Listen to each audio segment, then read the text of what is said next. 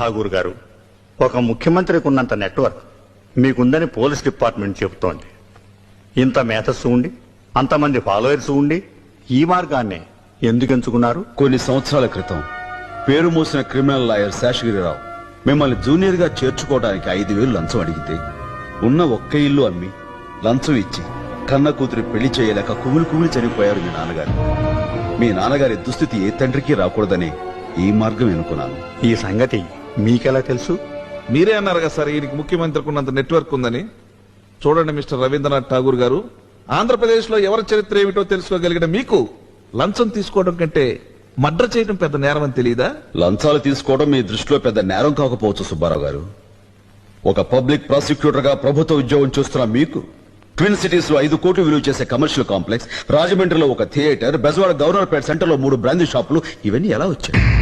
ఎందులో అమాయకుల్ని దోషులుగా చిత్రీకరిస్తే